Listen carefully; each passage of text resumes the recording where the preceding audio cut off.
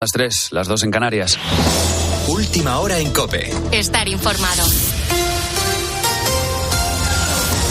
Si este domingo has tenido que hacer algún tipo de comida especial por el Día del Padre, lo habrás notado. Llenar la cesta de la compra es cada vez más caro. En febrero el precio de los alimentos continuó disparado, pero lo más llamativo es que también subieron los precios de esos alimentos que se beneficiaron de la rebaja del IVA del gobierno. Es lo que se desprende de un estudio de Facua y se denomina el efecto trampolín. Y básicamente viene a decir que 1 de cada 3 de estos alimentos ha subido su precio a pesar de la rebaja fiscal. Por ejemplo, la malla de cebollas ha pasado de 2,30 € de media en enero a 3,90 € en marzo, o las patatas de 2,80 en enero a 4,20 en marzo. Y ojo, estos productos tienen un IVA reducido, pero es que en algunos que no lo tienen, como la carne o el pescado, lo que ha pasado es que se ha reducido drásticamente el consumo. A ello hay que sumarle que la brecha entre el campo y el supermercado también sigue aumentando. Por ejemplo, los ajos. Ahora, por 1 kilo, los consumidores estamos pagando un 200% más que lo que luego recibe el agricultor. Julio Bacete es productor de ajo en Las Pedroñeras, en Cuenca. Alrededor de 1,20. Eso es lo que cobra el agricultor, que es socio de una cooperativa. Y la cooperativa, cuando sale por la puerta, metido en un camión, preparado para que tú lo compres en un supermercado, vale entre 2,5 € y 3. Es decir, ha duplicado su valor. El gobierno aseguró que trabajaría en nuevas fórmulas para bajar los precios y también se especula con algún anuncio durante el debate de la moción de censura. Veremos a ver si esta semana hay novedades. ¿Más cosas que van a pasar esta semana? Voy a tomar una de las decisiones más importantes de mi vida. Lo voy a hacer con carácter inmediato. Voy a tomar una decisión que espero sirva para contribuir a mi país y para decirle a la gente que lo está pasando mal, que no puede hacer la compra, que es posible mejorar la vida. Así que en estos días os daré esta noticia. El anuncio oficial de que la vicepresidenta Yolanda Díaz será candidata en las próximas elecciones generales es cada vez más inminente y esa cercanía está reavivando las tensiones en el seno de Unidas Podemos, que presiona a Díaz para cerrar un acuerdo con los morados y crear juntos una lista conjunta. Una intención que de momento no ha confirmado Yolanda Díaz. Sin embargo, cuando coincidimos en el 90% en el programa político, tenemos que estar a la altura del reto que nos ocupa y nuestra obligación, pensemos lo que pensemos, es caminar juntas. De esto va a sumar. Teniendo estas palabras en cuenta, aumentan las posibilidades de que anuncie algún tipo de candidatura conjunta con Podemos. En cualquier caso, estaremos atentos a ello. Por lo demás, hoy comienza en Logroño el juicio contra Francisco Javier Almeida. Está acusado de asesinar a Alex, un niño de 9 años, en Lardero, en Cantabria. Ocurrió en 2020, cuando durante la celebración de Halloween, este hombre convenció a Alex para abandonar el parque y subir a su casa a pocos metros de donde estaba jugando. Álvaro de los Ríos. 6 hombres y 3 mujeres forman el Tribunal Popular que va a enjuiciar a Francisco Javier Almeida como presunto autor de los delitos de agresión sexual y posterior asesinato del niño Alex en 2021. El fiscal y las acusaciones piden la pena de prisión permanente revisable por asesinato y otros 15 años de cárcel por el delito de agresión sexual. La abogada de la familia, Alicia Redondo, nos cuenta que los padres sobreviven como pueden a la muerte de su hijo y esperan que se haga justicia. Están bastante mal, esperanzados con que le podamos dar, en el proceso judicial le podamos dar algo de paz. Cuando ocurrieron los hechos, el acusado se encontraba en libertad condicional por asesinato y agresión sexual a una agente inmobiliaria en Logroño en 1998. La Audiencia Provincial revisó esta sentencia tras la entrada en vigor de la ley del solo sí es sí, rebajando la pena a 2 años. Con la fuerza de ABC. COPE. Estar informado.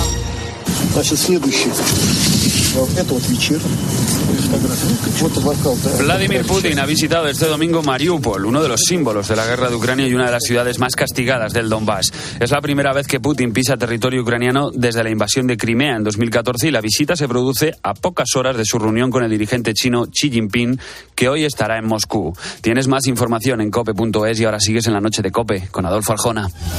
COPE. Estar informado.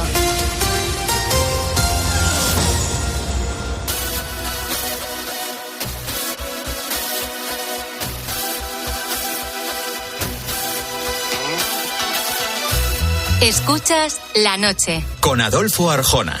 COPE. Estar informado.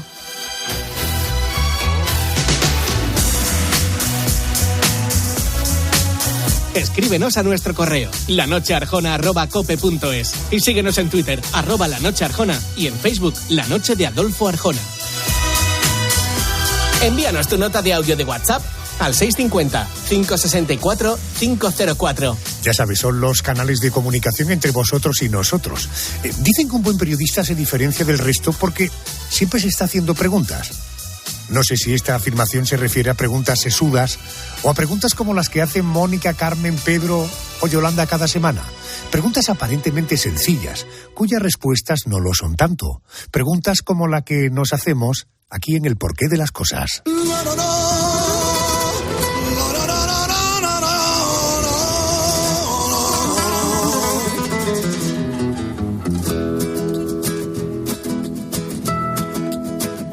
Yo sé, se terminó nuestro amor divino. Mis amigos, les declaré. ¿Tú recuerdas la historia de Mumble, el pingüino que no sabía cantar, pero que era un excelente bailarín? Es la criatura de Memphis y Norma Jean. Ah, el niño bailarín.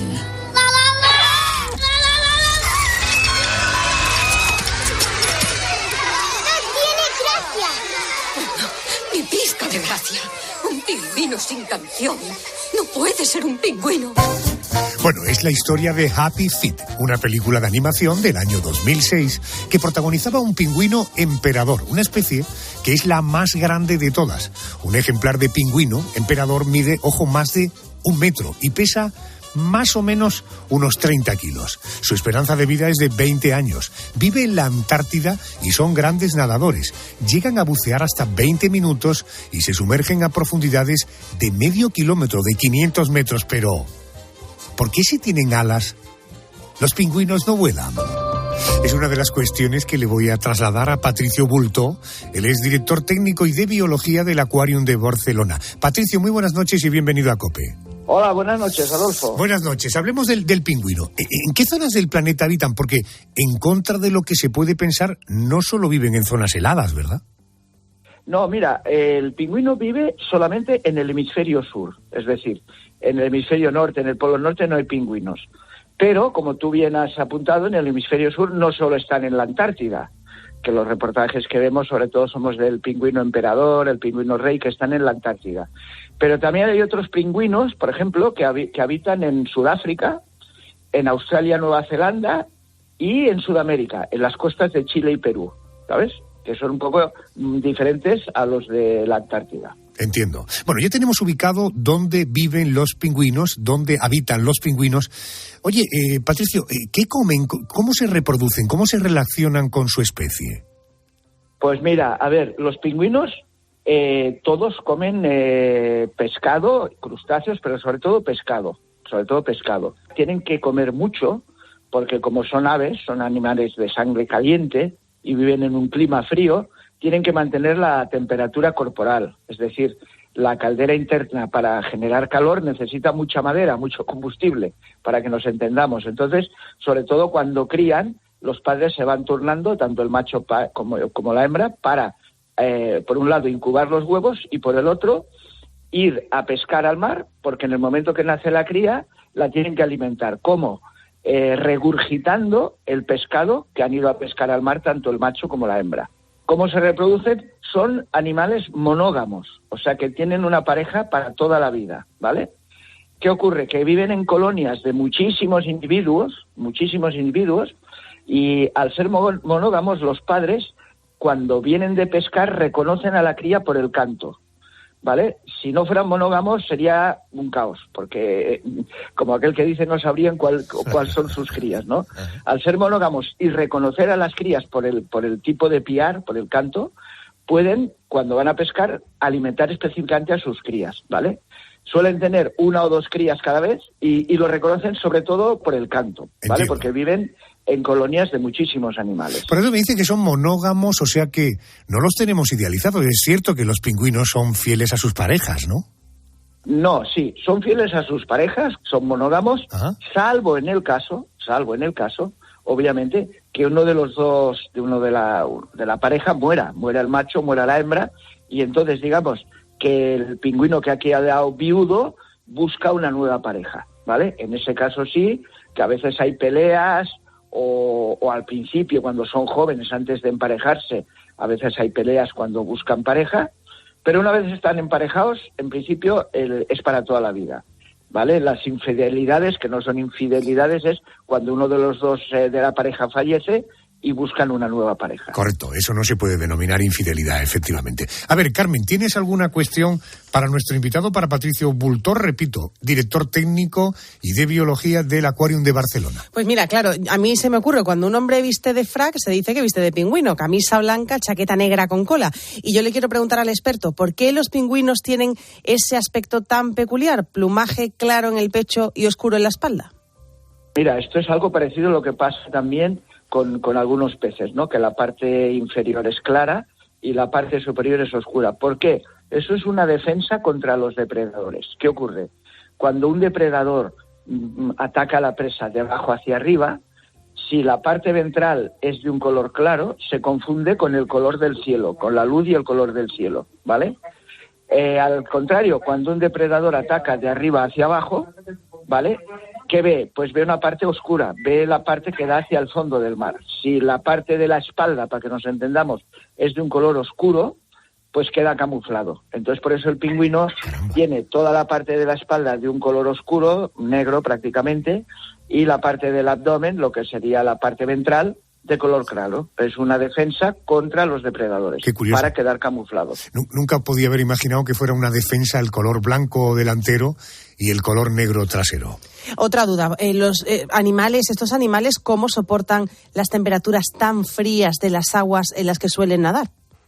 Pues sí, mira, tienen varios sistemas. Lo primero tienen un plumón interno que les mantiene el calor corporal, y las plumas externas forman como una especie de corazas, son plumas, pero prácticamente se parecen un poquito más a las escamas, y les mantienen impermeables, ¿vale? Por eso los pingüinos hay una vez al año que mudan. Cuando mudan y pierden la pluma, durante ese tiempo no se meten al agua, porque se congelarían. Por tanto, el cuerpo se mantiene con ese plumón interno y esa capa externa de pluma muy espesa, que es prácticamente como una coraza. Y tienen una parte, la única, que es la de los pies, con las que los pies en esa parte obviamente no tienen ni plumón ni pluma, y entonces tienen una cosa que llamamos los biólogos retia miriabilia, que es un sistema de vasos sanguíneos a contracorriente, que la sangre caliente que sale del cuerpo, cuando sube la sangre fría de los pies, hace como un intercambiador de calor. Hace un intercambio de calor de la sangre caliente hacia la sangre fría y mantiene las extremidades, y en este caso los pies, que están muchas veces en contacto con el hielo, pues los mantienen calientes. Señor Bultor, vuelvo al principio de la conversación. Si los pingüinos tienen alas, ¿por qué no vuelan? Pues mira, eso es una cosa evolutiva, ¿vale? Los pingüinos son aves que han evolucionado a la vida marina, es decir, pues cada vez se han ido acercando más al mar, alimentándose más en el mar, y a lo largo de muchos años, a lo largo de la evolución, las alas han perdido las articulaciones de las aves, son alas que se parecen más a las aletas de los peces. Son alas rígidas, ¿vale? Que llaman flippers en inglés, son alas rígidas, y son aletas, les sirven para impulsarse en el agua, porque son rígidas, no se flexionan como las de las aves, y han perdido la capacidad de volar. Las usan para nadar. Los pingüinos son muy rápidos en el agua, incluso pueden saltar fuera del agua como los delfines, pero no volar. Y estas alas de sus antepasados se han transformado en aletas más parecidas a las aletas de los peces. Ajá. Oiga, si yo le dijera al realizador de este programa, a Javier Campos, ponte de pie y anda como un pingüino, todos tenemos claro cómo sería esa forma de andar. ¿Por qué caminan de esa forma tan peculiar? A ver, como te he dicho, los pingüinos son animales, que son aves, pero que están adaptados a la vida en el mar, en el agua, en el mar. Entonces, tú cuando ves un pingüino en el agua es muy ágil, incluso los que tenemos aquí en el acuario, que además ahora precisamente es la temporada del pingüino. Nosotros hacemos una serie de temporadas al año, y ahora es la temporada del pingüino. Hacemos conversaciones con los visitantes, explicándoles particularidades de los pingüinos y demás. Y tú los ves en el agua y alcanzan grandes velocidades, grandes profundidades. Como te he dicho antes, incluso pueden saltar fuera del agua, pero ellos tienen que ir a hacer la puesta de los huevos a tierra, ¿vale? Es el momento en que el pingüino va a tierra, porque tiene que cuidar a las crías y eso se hace en tierra.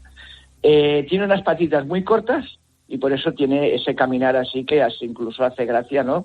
Que es muy lento y muy torpe, ¿no? Parece como torpe. Hay algunos pingüinos como los rockhoppers, que son los saltarrocas, que pueden dar saltitos y pueden ir saltando, pues por eso se llaman rockhoppers, de roca en roca, etcétera. Pero todos ellos tienen ese andar característico así como muy solemne, ¿no? Balanceándose un poquito a izquierda y derecha. Y también hay otra cosa, que ellos en tierra, en la parte del hemisferio sur, en la Antártida, prácticamente tienen pocos depredadores, no tienen depredadores. Entonces, en el agua sí que tienen. En el agua tienen, por ejemplo, la foca leopardo, que es el principal depredador de los pingüinos, y en el agua, aparte que han de ser muy rápidos para cazar, también tienen que ser muy rápidos para escapar de los depredadores. En cambio, en tierra, todo lo contrario. Ni cazan en tierra, ni tienen que huir de los depredadores en tierra. Entonces, el que sean lentos en tierra, biológicamente, no supone un inconveniente como lo supondría en el agua. Adolfo, yo quiero preguntar también por el carácter. ¿Cómo es la relación de los pingüinos del Aquarium de Barcelona, por ejemplo, con sus cuidadores, con los visitantes? ¿Son animales sociables?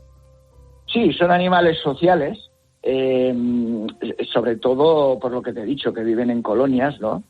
Aquí tenemos una colonia de 24 individuos, si no me equivoco ahora, y entonces, ellos en el fondo lo que buscan siempre son sus funciones vitales, alimentarse.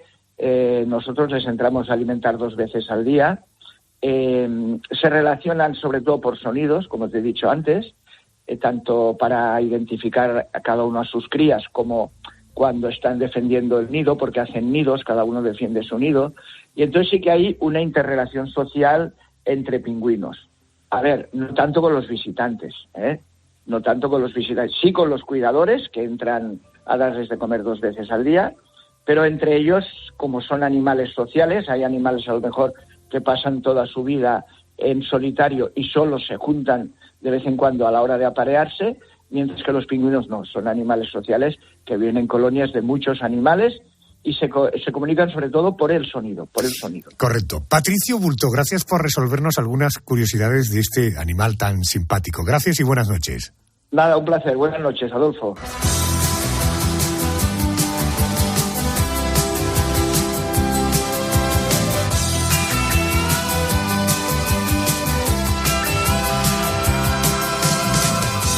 Take me back to school. I need to learn the golden rule.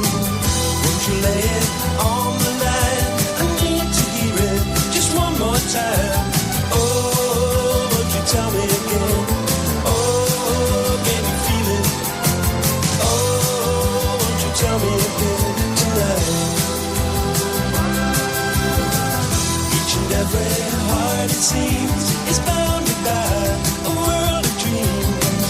Each and every rising sun is greeted by a lonely one. Oh, won't you tell me again? Oh, can you feel it? Oh, won't you tell me again tonight? Tonight. 'Cause out on the ocean of life, my love, there's so many storms we must rise above. Can you hear the spirit calling? Te propongo ahora que hagamos un viaje por el espacio. ¿Tú sabes que la mayor tormenta solar sobre la Tierra fue en el verano de 1859? Bueno, cuentan que su magnitud fue tal que provocó cosas como, por ejemplo, que se paralizaran las comunicaciones del telégrafo. Bueno, además se pudieron ver auroras boreales en cielos tan inhóspitos para las auroras boreales como los cielos de Madrid o de Roma. Pero esta no ha sido la única gran tormenta solar. Ha habido más a lo largo de los años. Y esta noche me pregunto, ¿qué pasaría si la mayor tormenta solar de la historia ocurriese hoy? Quiero preguntárselo a Pedro León, es autor de Eso no estaba en mi libro de exploración espacial de Editorial Almuzara. Pedro León es una de mis debilidades, es fundador del portal sondasespaciales.com. Querido Pedro, buenas noches, bienvenido a COPE. Adolfo, muy buenas noches. Pedro, cuéntanos qué es exactamente, cómo se puede definir una tormenta solar y por qué se producen. Pues mira, Adolfo, en principio la superficie del Sol es una superficie muy activa, con grandes masas de plasma que se mueven, y ese plasma provoca que haya campos magnéticos continuamente.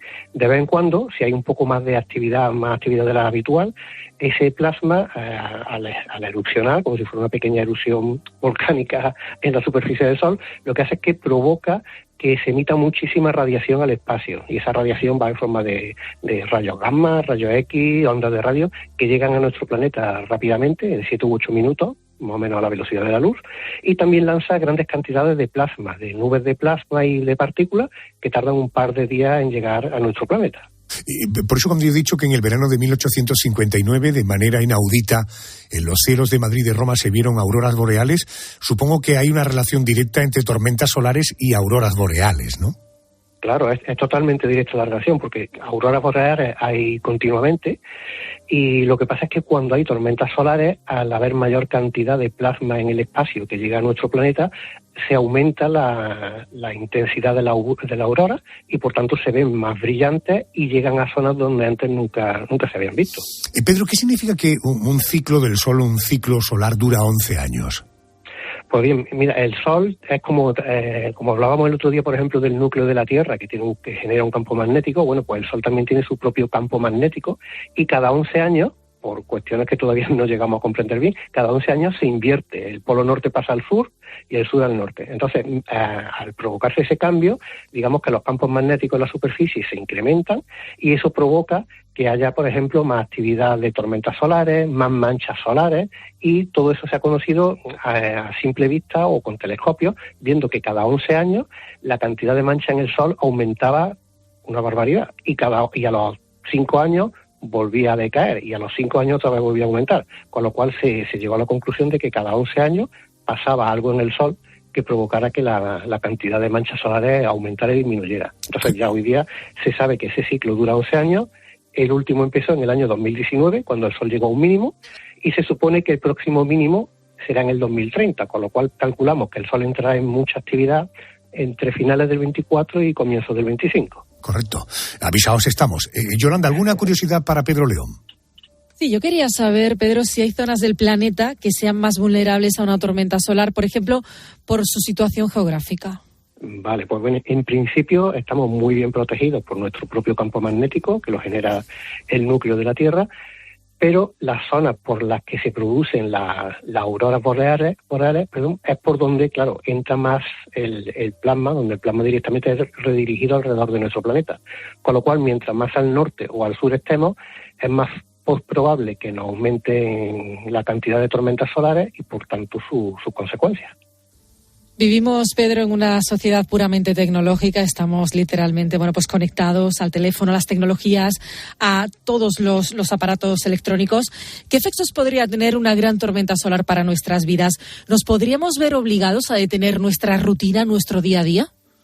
Bueno, como por suerte ya no tenemos telégrafos, los telégrafos ya no se verían afectados como esa antigua tormenta del siglo XIX. Ahora, claro, las consecuencias serían mucho mayores. Tengamos en cuenta que vivimos en una sociedad que depende mucho de los satélites, y los satélites artificiales, la mayoría están muy por el exterior de nuestro campo magnético, y cualquier tormenta solar intensa los dañaría. De hecho, ya hay casos de satélites que han dejado de funcionar debido a una gran tormenta solar. Con lo cual, si llegara una gigante, pues muchísimos de los satélites artificiales en órbita desaparecerían, no desaparecerían, sino que sus circuitos se quemarían, dejarían de funcionar, y aquí en la Tierra, pues podrían saltar líneas eléctricas, se podrían quemar, las conexiones a Internet caerían. Ya la gravedad dependería mucho de la intensidad de la tormenta. Oye, y ese sobrecalentamiento que estamos hablando de los circuitos de satélites, de todo lo que tiene que ver con lo tecnológico, incluso con los postes estos de electricidad, ¿solo se quedaría ahí? Es decir, ¿una tormenta solar limita las consecuencias para nosotros en ese tipo de aparatología? No tengo por qué pensar, que los árboles se quemen, que se quemen nuestras casas, eso no. Buena pregunta, no, en principio no. Para que llegara algo así, digamos que el Sol tendría que explotar, tendría que convertirse en una supernova, y entonces, ya daría un poco igual todo, ¿no? Porque ya sin Sol no seguiríamos para adelante, pero en principio una tormenta solar afectaría a todo lo que es electrónico y tecnológico. Correcto, pues dimensionando una tormenta solar como mediana o más o menos grande que afectara solo a los temas tecnológicos, a los temas electrónicos, ¿cuánto tiempo durarían las consecuencias o cuánto tiempo duraría esa tormenta y las consecuencias de la tormenta? Porque la experiencia la tenemos en el verano de 1859, ¿no? Claro, entonces se notó y básicamente no teníamos ninguna tecnología. Hoy día una tormenta de esas características, bueno, desde que se produce en el Sol hasta que llega a nosotros, tarda unos 2 días. Tenemos solamente 48 o 50 horas para prepararnos.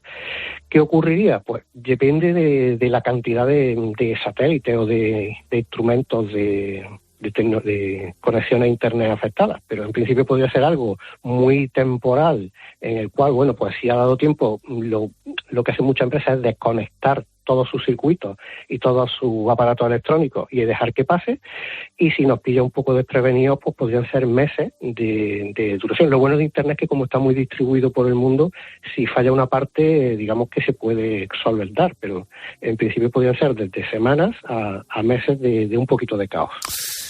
En cualquier caso, Pedro, no sé si estarás de acuerdo conmigo, la enorme vulnerabilidad que tenemos los seres humanos. Primero, entre nosotros mismos, con los zoquetes que somos empeñados, pues por ejemplo, con las guerras, y cuidado porque hoy el armamento es como es, pero luego, fíjate, meteoritos que llegan a la Tierra. Bueno, los que llegan, afortunadamente, tienen un tamaño que no admiten consecuencias, pero que, en fin, meteoritos de tamaño considerable, como ya ocurrió cuando la última glaciación, cuando, en fin, la desaparición de los dinosaurios, el núcleo de la Tierra, el propio movimiento de la Tierra sobre sí mismo, el movimiento de la Tierra alrededor del Sol, la distancia, porque sabemos que la Luna no corremos el riesgo de que se estrelle contra nosotros, sino en todo caso su alejamiento es lo que es una noticia, las tormentas solares.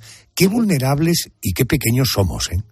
Claro, es que en realidad el universo no está hecho para albergar vida, en teoría, porque todo es muy inhóspito, todo son temperaturas extremas, radiaciones extremas. Entonces creo que todo esto nos debe hacer pensar un poco y darnos cuenta de los privilegiados que somos de tener un planeta como el que tenemos, donde la vida se puede más o menos mantener, y que hay que proteger lo que tenemos y seguir investigando y estudiando para conocer mucho mejor todos estos fenómenos y en el caso de que se produzcan en algún momento, pues poder prevenirlo o revertirlo. Cuanto más pequeño se siente uno, más sensación de amigable le provoca el ser. Soy tan pequeño que ¿para qué voy a complicarme la vida? ¿Para qué le voy a complicar la vida a los demás? Qué bueno es ser buena gente, entre otras cosas porque somos tan pequeños que cualquier pequeño asunto nos aplastaría, ¿verdad, Pedro? Totalmente. Querido, gracias por atenderme, te mando un abrazo. Por cierto, eso no estaba en mi libro de la exploración espacial de Almuzara, que lo firma Pedro León, un libro, si te interesan estos temas, donde las cosas se entienden como se entiende perfectamente cuando nos contesta Pedro. Un abrazo fuerte y gracias. Un abrazo, Adolfo.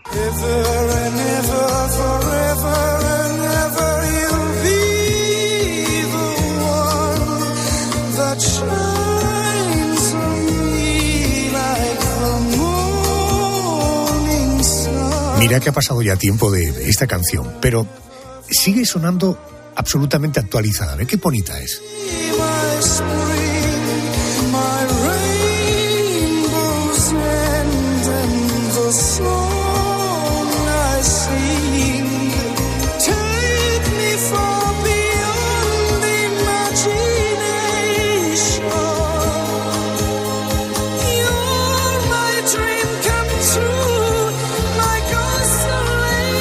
La voz del inmortal griego Demis Roussos. Déjame que te voy a plantear ahora una cuestión a modo de acertijo. Hay quienes no lo soportan por las cosquillas y otros que son capaces incluso de dormirse. A ver, Mónica, estoy hablando de los masajes de pies. Exacto, pero no del que te puede dar tu pareja que a los 5 minutos te está diciendo, oye, es suficiente, puedo parar ya, te huelen los pies. No, hablamos de los masajes que pueden aliviar dolores, de lo que se llama reflexología podal. Y yo me pregunto, Adolfo, ¿cómo es posible? Es decir, ¿por qué la presión exacta en el punto exacto del pie puede conseguir que nos relajemos, que se diluya un dolor de cabeza o incluso que mejore un constipado? Vamos a saludar a alguien que seguro tiene autoridad y experiencia suficiente para hablarnos de este asunto. Es Cristina Galmiche, es experta en el cuidado de la piel y del cuerpo desde hace más de 3 décadas. Tiene centros en Madrid, en Alcalá de Henares, en Málaga. Querida Cristina, muy buenas noches y bienvenida a la cadena COPE. Buenas noches, Adolfo. Cristina, en vuestros centros ofrecéis, entre otros tratamientos, la reflexología podal. En primer lugar, ¿de qué estamos hablando? ¿Qué es la reflexología podal? La reflexología podal es una terapia, tenemos que decir que es una terapia alternativa, donde a través de los pies podemos controlar todos los órganos de nuestro cuerpo. Estamos hablando de poder controlar un dolor de cabeza, de controlar estrés, malas posturas, ya que el peso de nuestro cuerpo, quien lo soportan son ellos. Con lo cual, como te decía, una persona que haga ese tipo de terapia va a tener una vida muchísimo más confortable. Desgraciadamente se aplica mucho, es poco demandada. Por eso yo en todos mis tratamientos faciales ofrezco no el tratamiento, porque el tratamiento dura entre 50 y 60 minutos, pero sí que hacemos entre unos 10 minutos, 15 minutos de pasos de reflexología podal. ¿Cuál es la conexión pies-cuerpo? Quiero decir, ¿cómo se llega a explicar que un masaje en los pies me puede aliviar un dolor que no tiene nada que ver con el pie, que a lo mejor lo tengo en la espalda o en la cabeza? Por la postura que vamos tomando al movernos, en la forma de caminar, cómo apoyamos. Si nosotros tenemos, por ejemplo, un dolor, imagínate, en las lumbares, las posturas que adquirimos y la forma que tenemos de apoyar, el pie se va a reflejar. ¿Y cómo lo vemos nosotras? Pues lo vemos porque la parte del pie, la parte plantar, se va a manifestar siempre como pequeñas inflamaciones, incluso zonas como más callosas, y cuando estamos trabajando, evidentemente se habla con el cliente, hay una conversación también previa de su estado, que cómo está, qué le duele, y vamos a ir trabajando puntos por puntos, pues toda la parte del pie, incidiendo en las zonas donde la persona manifiesta desconfort. Bien, entiendo que cuando tienes un dolor lumbar, un dolor de espalda, un dolor de cervicales, eso condiciona tu posición, tu postura, y eso puede tener un reflejo en el pie. Pero Mónica, no sé si era una exageración, decía incluso, para aliviar constipados, también la reflexología podal estaría indicada. Efectivamente, ¿por qué? Porque cuando tú tienes un constipado, tienes un desconfort en todo tu cuerpo, te duele la cabeza normalmente, tienes una congestión, nunca te va a ayudar a controlar la tos o controlar la zona nasal, la congestión nasal, pero sí que te ayuda a sentirte bien, porque cuando tú estás constipado, pues no tienes energía, te quieres quedar en la cama, andas como un poco débil, pues trabajando los puntos adecuados vamos a conseguir que esa sensación no la tengas. Eso sí, vas a seguir con tu tos.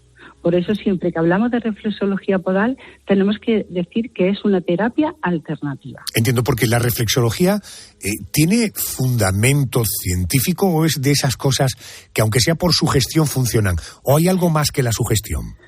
No, hay estudios que demuestran, por ejemplo, hay empresas que han hecho estudios con respecto a sus empleados, gente que ha hecho reflexología podal, pues hay menos bajas.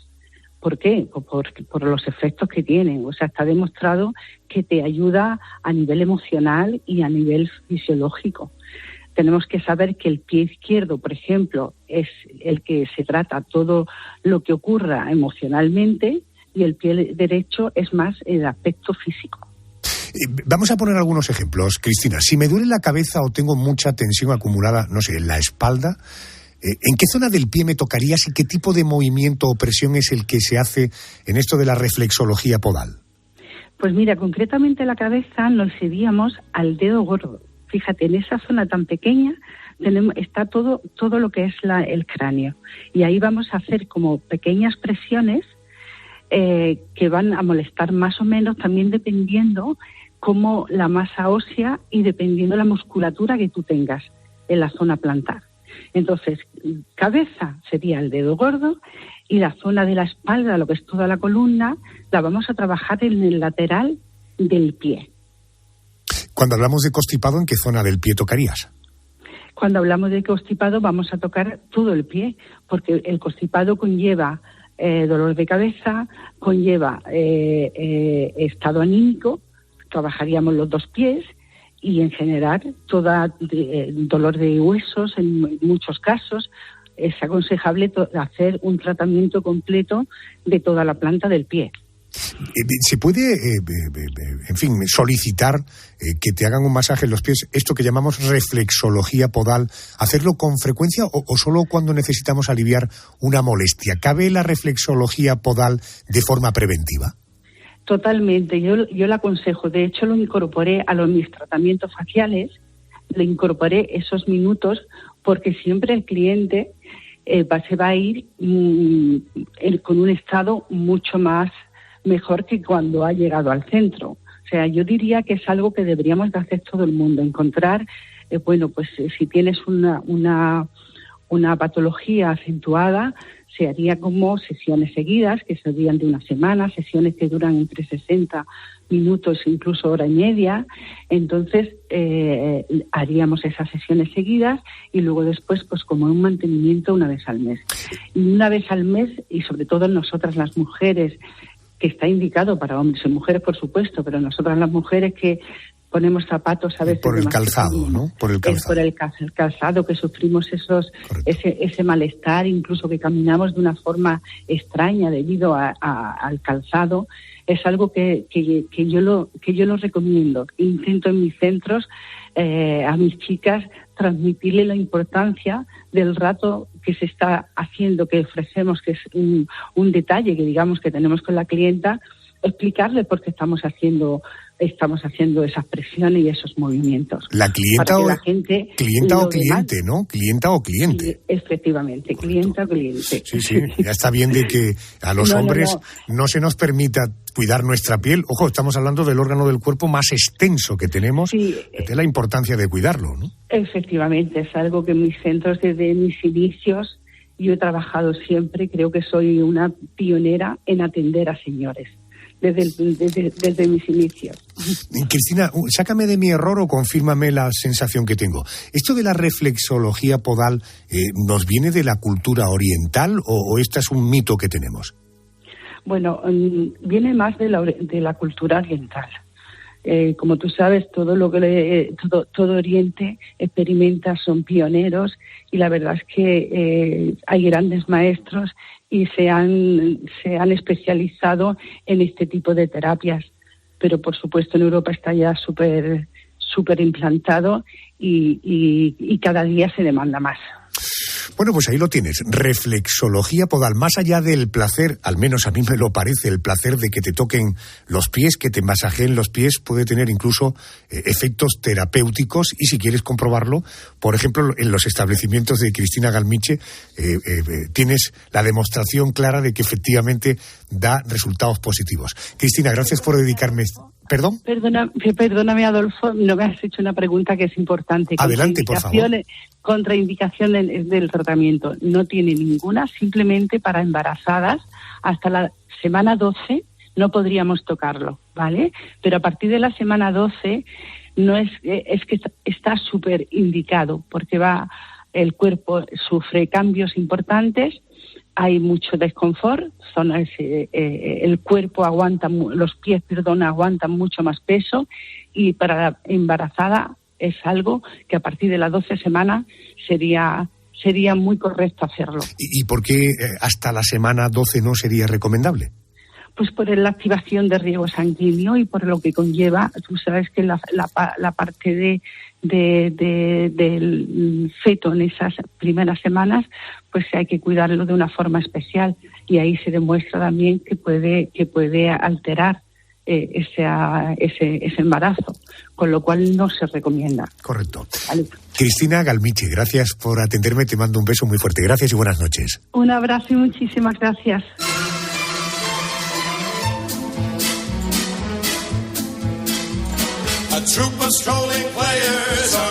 Esta musiquita me invita a retroceder a una semana como esta, pero de 2022. Vamos a recurrir a la memoria para poner a prueba tu percepción del tiempo. ¿Tú tienes la sensación de que el tiempo ha pasado muy rápido o muy lento? Este viernes 24 de marzo se cumple un año desde que falleciera Louis Roldán, el que fuera director general de la Guardia Civil entre 1987 y 1993. Andrés, este individuo acaparó portadas, se le dedicaron horas y horas en radios y en televisiones. Así es, Roldán se fugó de España cuando comenzaron las investigaciones judiciales contra él por las sospechas de que estaba usando su cargo para enriquecerse. Una investigación de Diario 16 sacó a la luz cómo su patrimonio había aumentado de forma exponencial y sospechosa. Se hablaba de un patrimonio de unos 10 millones de euros cuando su sueldo era de unos 3.600 euros al mes. El señor Vera traía el dinero para mí y además traía unos sobres para los generales del cuerpo y se repartían como había para el resto de los funcionarios. Más de 200 personas que no en la Guardia Civil, en la policía y en el ministerio percibían sobresueldos. Cesado del cargo y suspendido de militancia del PSOE, Roldán se fugó en 1994. Fue detenido un año después en Tailandia, juzgado y condenado a 31 años de cárcel por delitos como estafa, cohecho y malversación. Desde 2010, Louis Roldán era un hombre libre. Este viernes se cumplirá un año del fallecimiento de Roldán. ¿Tienes la sensación de que el tiempo ha pasado rápido o lento? Y hace justo un año, gran parte de nuestro país, sobre todo Andalucía y el Levante, sufrían las consecuencias de un intenso fenómeno meteorológico. ¿Recuerdas la Gran Calima de 2022? A plena luz del día, el cielo era de un color naranja intenso, fruto del polvo en suspensión, una fina arena que la lluvia se encargó de bajar a ras de suelo. Calles, vehículos, edificios, todo era cubierto por una capa de tierra difícil de quitar. Esta semana se cumple un año y aún quedan edificios que recuerdan el paso de aquella calima por algunos puntos de nuestro país. Mar Gómez es meteoróloga y doctora en ciencias físicas. Sí, la calima es polvo en suspensión procedente del desierto del Sáhara, que por su relativa proximidad a nuestro país, pues en determinadas situaciones se produce esa impulsión de esas masas de aire cálido que arrastran ese polvo desde esta zona. En este caso, ha sido determinante el posicionamiento de esta borrasca Celia al suroeste de la península, porque ha creado una especie de pasillo de vientos desde el sur, desde el continente africano, que ha supuesto que ya haya empezado a entrar la calima y nos haya dejado imágenes bastante impresionantes. Vamos con otro hecho que ocurrió hace un año. Esta semana se cumple un año de la celebración del concierto que ponía punto y final a la carrera de una de las súper grandes bandas. Hablo de Génesis. Se nota que te gustan. El escenario elegido fue el O2 de Londres. Allí Phil Collins, que por aquel entonces arrastraba ya problemas de salud, anunciaba al público que era el último show de la legendaria banda. Génesis tuvo 3 formaciones diferentes en su recorrido original que tuvo lugar entre el 67 y el 2000, periodo de tiempo en el que publicaron 15 discos, cosas tan maravillosas como... ¡Qué bien suena!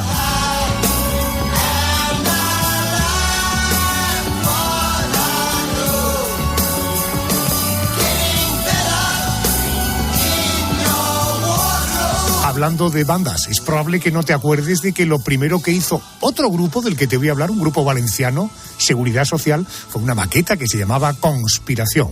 Era 1982, el año del Mundial de Naranjito, y 40 años después siguen dando guerra. En los mapas del cielo el sol siempre es amarillo y la lluvia o las nubes no pueden velar tanto brillo. Ni los árboles nunca podrán... El líder de la banda, el que siempre ha estado al frente de Seguridad Social, es José Manuel. Muy buenas noches y bienvenido a la cadena COPE. Muy buenas noches, Adolfo. ¿Qué tal estás? Oye, José, yo es que no realmente un apellido que termina en ñ, ¿cómo carajo lo digo? ¿Casaña? ¿Sería Casaña? Sí, bueno, la verdad es que este es un apellido que es valenciano, que entonces termina, el original termina en NY y se pronuncia con ñ. Así que aún sería más complicado, ¿sí?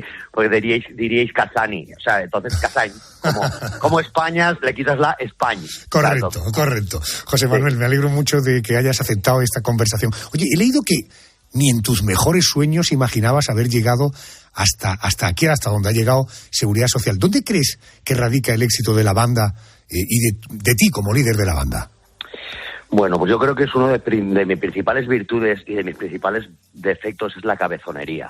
Entonces me temo que algo ha tenido que ver eso, porque Yo que soy suicidamente optimista, tú sabes que para ser suicidamente optimista sabes que te las vas a pegar porque eres un iluso, y entonces te las vas a estar pegando continuamente, pero tienes que levantarte con mucha rapidez y pensar que lo vas a hacer mejor, Yo creo que se debe un poco, y evidentemente que de todas las 300 canciones que he hecho, pues unas 10 o 15 han pasado generación a generación, que eso es un misterio, que es el misterio musical, que no sé cómo es, que ni hace falta saberlo, pero que hace que la música sea tan grande, que esas cosas que se transmitan y no sabe nadie por qué.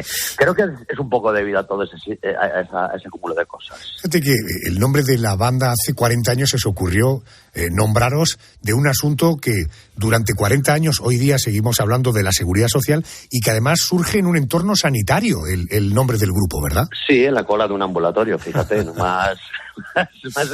No, ¿sabes lo que pasa? Que por aquel entonces se llevaba mucho los grupos así de estamentos y de cosas, estaba The Police, estaba V40, estaba 999, o sea, grupos, y luego grupos compuestos, o sea, de nombres compuestos, sobre todo en los grupos españoles, Parálisis Permanente, Siniestro Total, no sé, y yo, pues bueno, si llego a saber que iba a durar tanto, pues no le hubiera puesto ese nombre, probablemente le hubiera metido un latinajo de esto para que... no lo sé, pero bueno, así surgió, medio de broma, medio también porque teníamos unas canciones reivindicativas, que no políticas, pero sí sociales, y nos gustaban, pues no sé, nos pareció que el nombre era apropiado, pero también había un punto de humor también importante.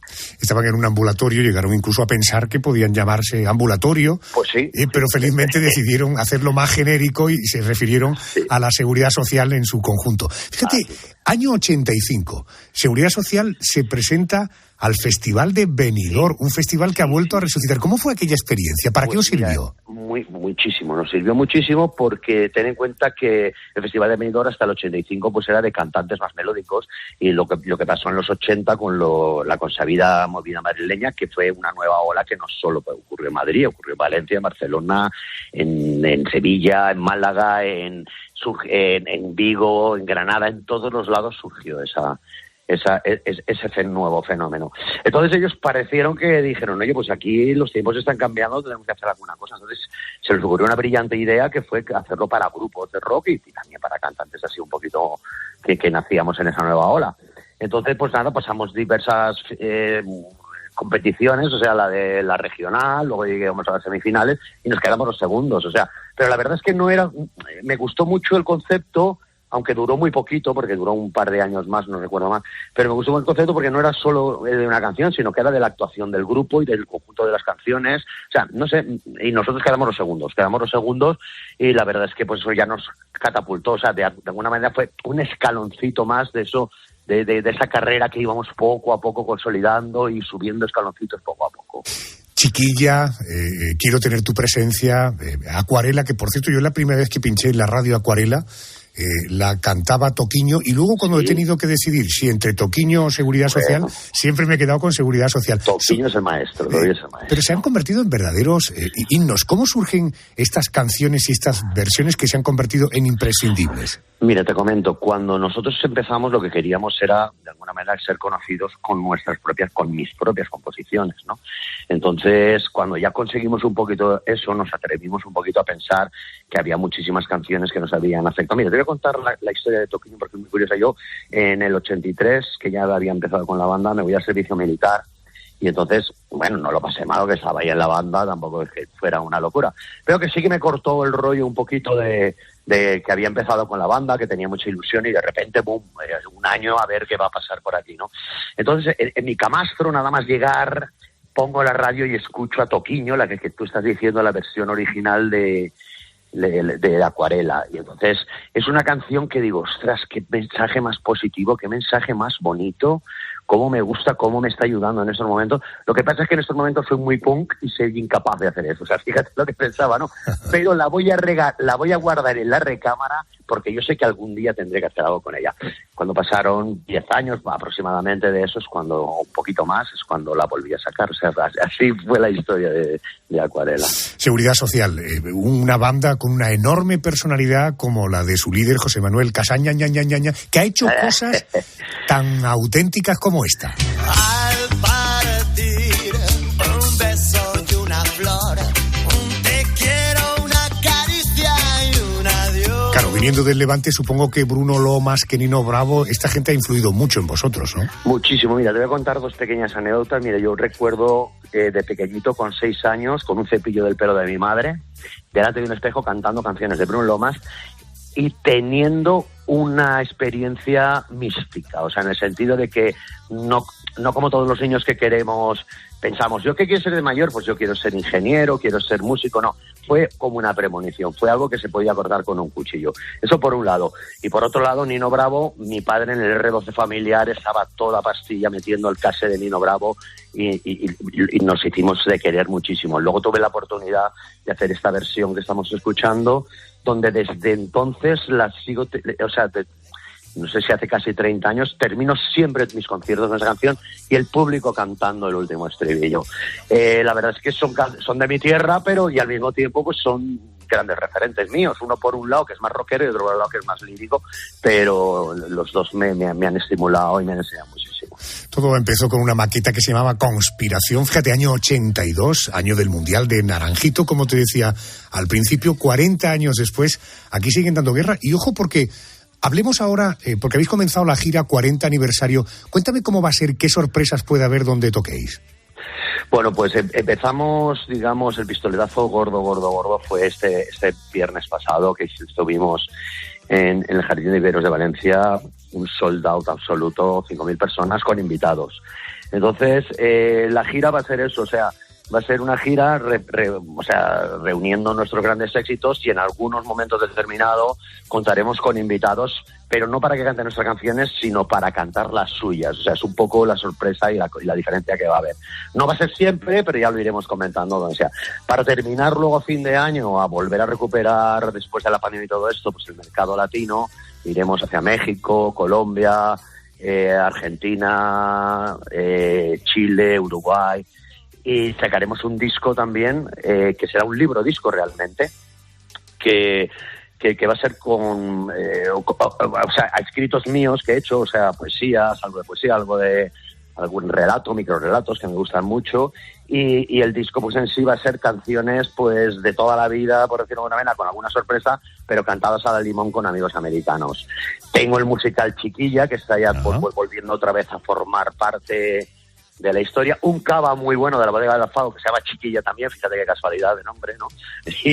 Y bueno, pues esto es lo que puedo decir, con nuevos proyectos, pero iremos desvelándolos conforme vayamos terminándolos. El libro disco, musical, ojo, porque esto que nos cuenta, hay decía él, una bodega valenciana, Vega Alfaro, que ha presentado el cava Chiquilla Rosado Brut Reserva, limitado a 500 botellas. Sí. ¿Queda alguna botella todavía? Quedan muy poquitas porque nos hemos bebido casi todas. No, realmente el público, mucha gente la ha comprado y la verdad es que era como una cosa un poquito especial. Y la ves, son amigos de toda la vida y a mí y no tenían el cava rosado y me empeñé yo. Tiene un cava extraordinario que es el normal de ellos, el Vega Alfaro, pero yo me empeñé en que fuera rosadito porque me gustaba así. No, bien, pues salió muy bien, la verdad. Qué rico, qué bien. Bueno, pues atención porque nos podemos encontrar en cualquier esquina de cualquier ciudad de nuestro país una gira, 40 aniversario de... En los mapas del cielo el sol siempre es amarillo.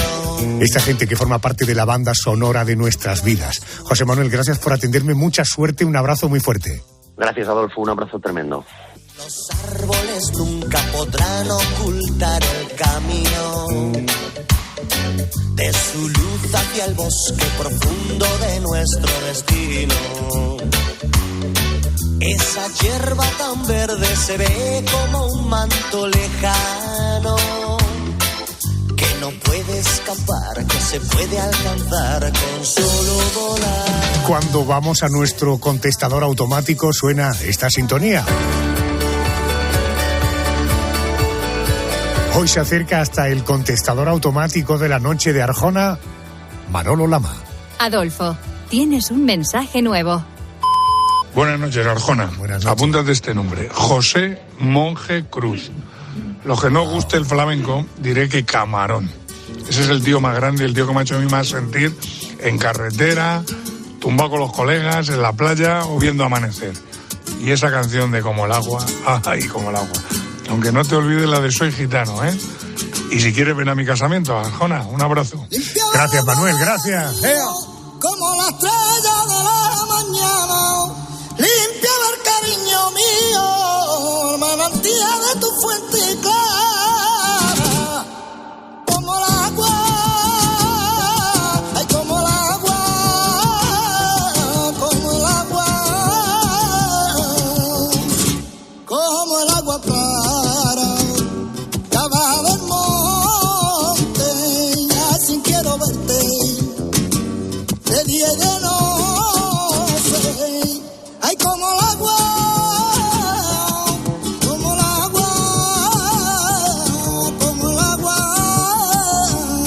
Que un egabrense de corazón decida que una de las canciones de su vida es este como el agua del camarón, no nos extraña. Venga, que nos vamos.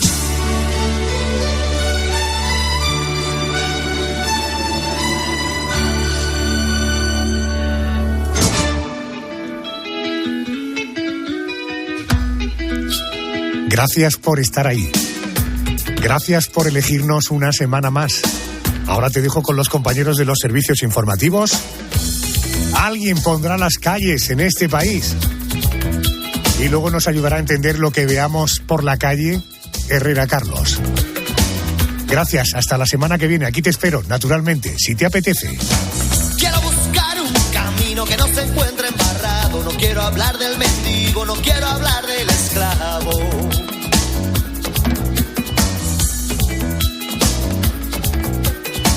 No quiero hablar, pero hablo y empiezo a estar ya cansado de muy buenas intenciones sin entregar nada a cambio. Quiero tener tu presencia, quiero que estés a mi lado. No quiero hablar de la lucha si no estamos preparados. No quiero hablar de la lucha si no estamos preparados.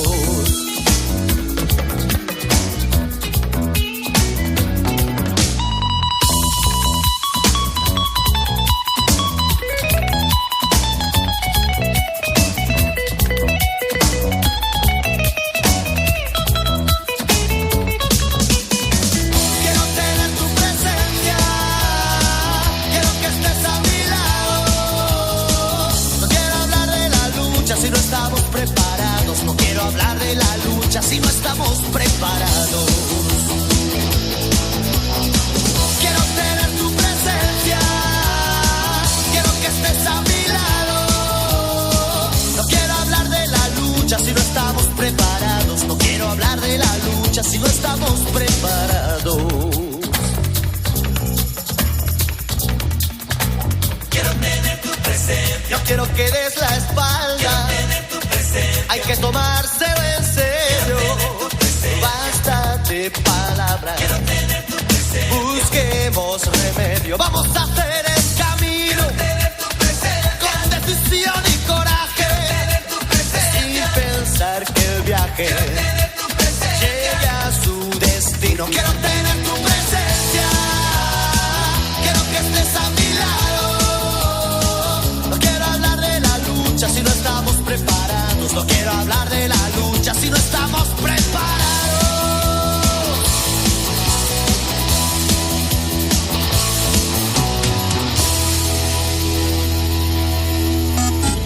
¿Y tú qué piensas? Escríbenos en Twitter, en @cope y en facebook.com/cope.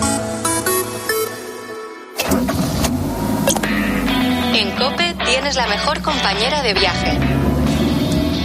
Porque te mantenemos informado. A partir del 2035, en Europa no se pueda comprar ningún coche de diésel, gasolina o híbrido. Te acompañamos en el camino con buenas historias. Ha recorrido el mundo para salvar vidas, ha visto de todo, ha vivido lo impensable. Y vivimos contigo el deporte. Vamos a brindar por el fútbol. Sí, que sí. Vamos a brindar por la vida. Escucha COPE en tu coche y disfruta.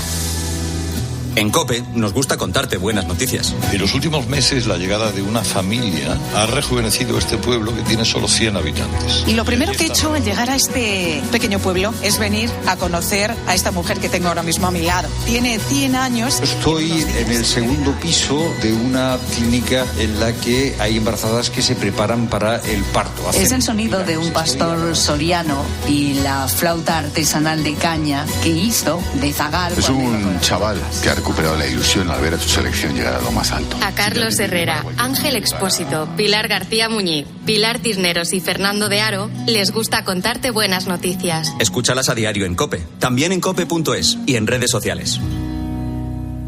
Con la aplicación de COPE, vayas donde vayas, vamos contigo. ¿Qué tal, Mari Carmen? Buenos días. Buenos días, Carlos, qué alegría. Qué alegría, señora. ¿Cómo nos alegráis la vida? Por favor. Bueno, mira, yo soy una cinéfila... Nos escuchas en directo o cuando tú quieras, porque llevas en tu móvil todos los programas con los mejores comunicadores. Vaya cabezazo del casi debutante banquillo, Miguelito. Bueno, este chico tiene duende, aprovecha. Descárgate la app.